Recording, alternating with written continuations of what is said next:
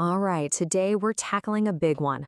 We're going to dig into a historical analysis that pretty much flips one of the most powerful stories in Western civilization completely on its head.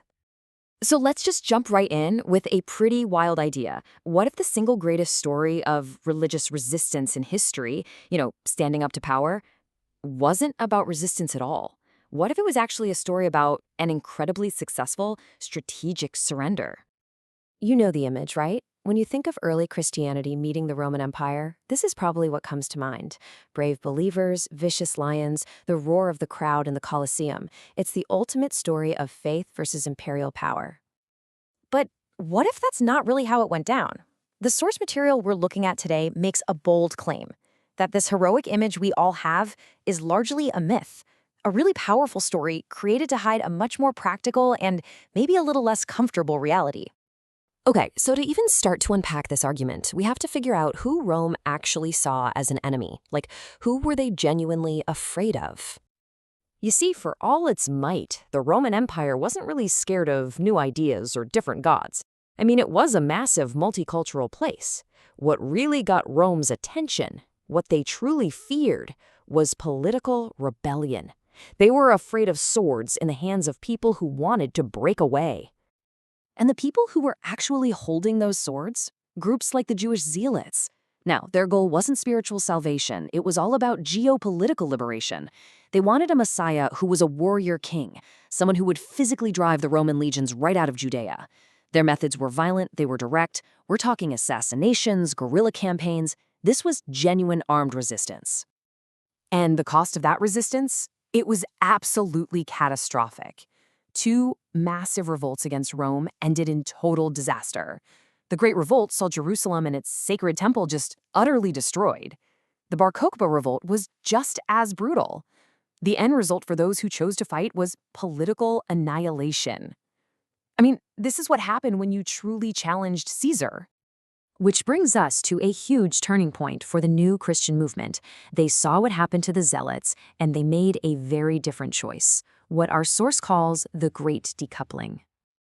So, try to put yourself in their shoes. Your founder, Jesus, has just been executed by Rome for the political crime of sedition, for claiming to be a king.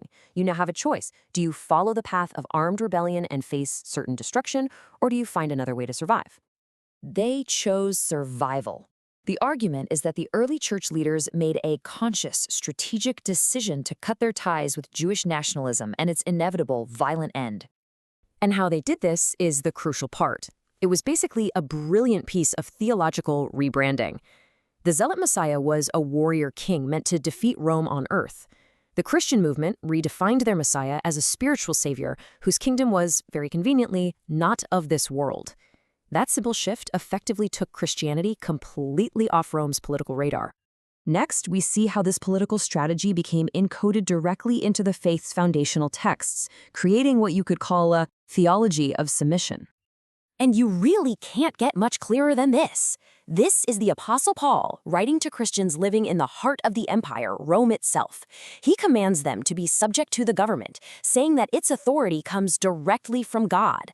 So to rebel against Caesar is to rebel against God. This is not the language of revolution. It's a theological mandate for obedience. Even that famous phrase, "render unto Caesar the things that are Caesar's," gets reframed here.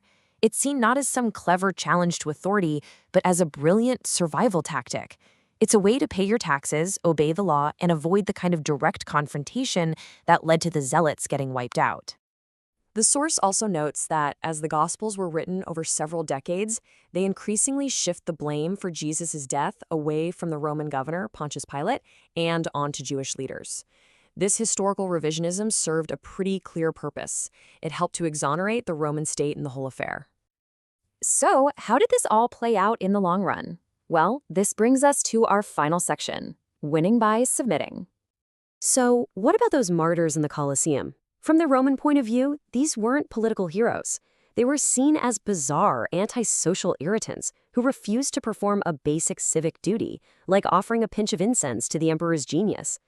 They weren't persecuted for being dangerous rebels, but for just being stubbornly non-compliant. And this is the ultimate proof of the strategy's success. 3 centuries later, when Emperor Constantine was looking for a religion to unify his empire, Which one did he choose? Not the one that fought Rome tooth and nail. He embraced Christianity, the religion that had spent 300 years proving it was politically harmless and ready to integrate. So this entire historical arc can be summarized in 4 strategic steps. First, decouple from political resistance. Second, redefine your Messiah to be spiritual, not political. Third, preach submission to Roman authority. And the final astonishing outcome? Integrate and eventually become the empire's chosen religion.